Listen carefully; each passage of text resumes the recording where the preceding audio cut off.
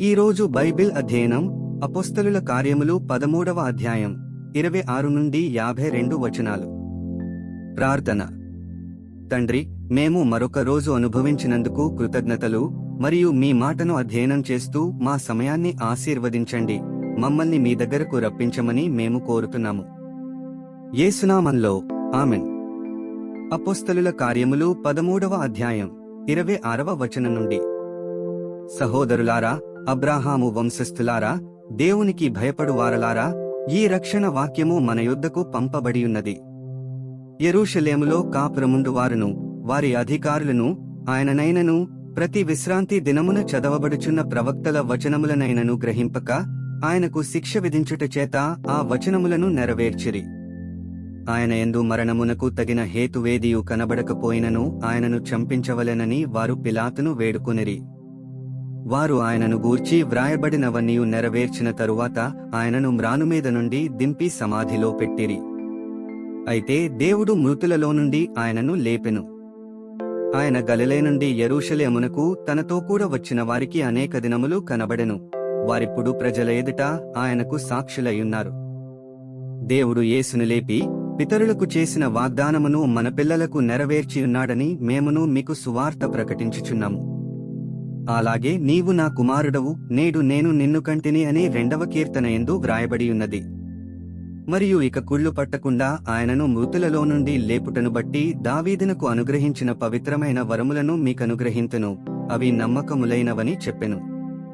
కాబట్టి వేరొక కీర్తన యందు నీ పరిశుద్ధుని కుళ్ళు పట్టనీయవని చెప్పుచున్నాడు. దావీదు దేవుని సంకల్పము చొప్పున తన తరము వారికి సేవ చేసి నిద్రించి తన పితరుల యొద్దకు చేర్చబడి కుళ్ళిపోయెనుగాని దేవుడు లేపినవాడు కుళ్ళు పట్టలేదు.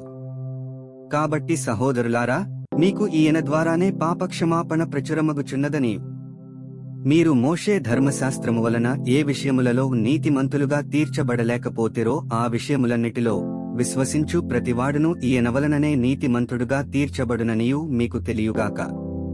ప్రవక్తల గ్రంథమందు చెప్పబడినది మీ మీదికి రాకుండా చూచుకొనుడి. అదేమనగా, ఇదిగో తిరస్కరించు వారలారా, ఆశ్చర్యపడుడి, నశించుడి. మీ దినములలో నేనొక కార్యము చేసెదను, ఆ కార్యము ఒకడు మీకు వివరించినను మీరెంత మాత్రమును నమ్మరు అనెను. వారు సమాజమందిరములో నుండి వెళ్ళిచుండగా ఈ మాటలను మరుసటి విశ్రాంతి దినమున తమతో చెప్పవలెనని జనులు వేడుకొనిరి.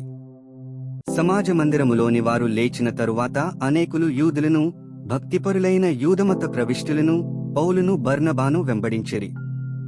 వీరు వారితో మాటలాడుచు దేవుని కృపయందు నిలుకడగానుండవలెనని వారిని హెచ్చరించిరి. మరుసటి విశ్రాంతి దినమున దాదాపుగా ఆ పట్టణమంతయు దేవుని వాక్యము వినుటకు కూడివచ్చెను. యూదులు జనసమూహములను చూచి మత్సరముతో నిండుకుని దూషించుచు పౌలు చెప్పిన వాటికి అడ్డము చెప్పిరి.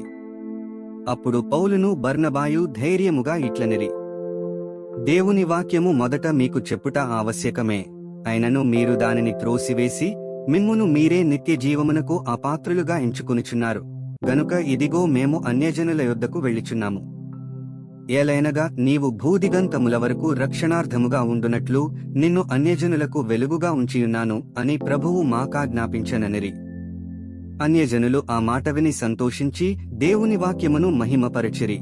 మరియు నిత్య జీవమునకు నిర్ణయింపబడిన వారందరూ విశ్వసించిరి. ప్రభువు వాక్యము ఆ ప్రదేశమందంతటా వ్యాపించెను.